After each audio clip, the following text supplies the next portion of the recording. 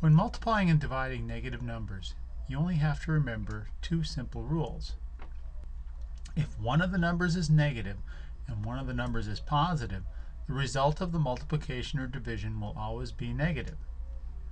If both numbers are negative, then the result of the multiplication or division will always be positive. And here's a few examples. In the first example, we have 3 times negative 4. Well, that gives us negative 12, 12 with a negative sign. Really what we're doing here is adding negative 4 plus negative 4 plus negative 4. Well, that makes a bigger negative of negative 12. In the second example, we have negative 5 times 2. Well, that's the same as 2 times negative 5, and that gives us a negative 10. One negative times one positive makes a negative result. Here's a couple division examples. Negative 30 divided by 6 equals negative 5. A negative divided by a positive makes a negative. And it has to be this way because when we multiply back and check, positive 6 times negative 5 will equal negative 30. But positive 6 times positive 5 would not give us negative 30.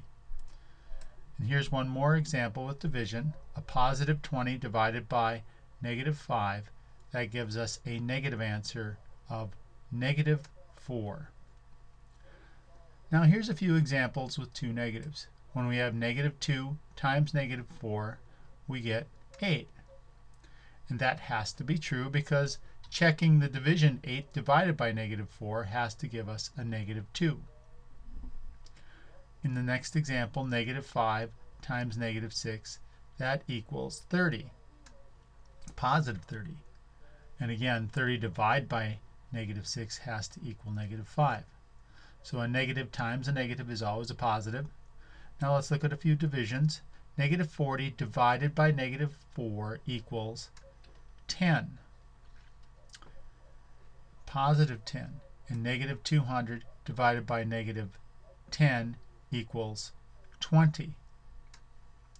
And here again, in both of these divisions, if we check the multiplication back, 10 times negative 4 gives us the negative 40. Negative 10 times 20 gives us the negative 200. A couple final examples where we use powers of negatives. Negative 3 squared is really equal to negative 3 times negative 3. Well, we use our rule for two negatives multiplied, and that gives us a positive 9. Now let's look at negative 1 cubed. Negative 1 cubed is a negative 1 times a negative 1 times a negative 1. The first two negative 1's multiply to a positive 1, and then the positive 1 times negative 1 makes negative 1. So our answer is negative 1.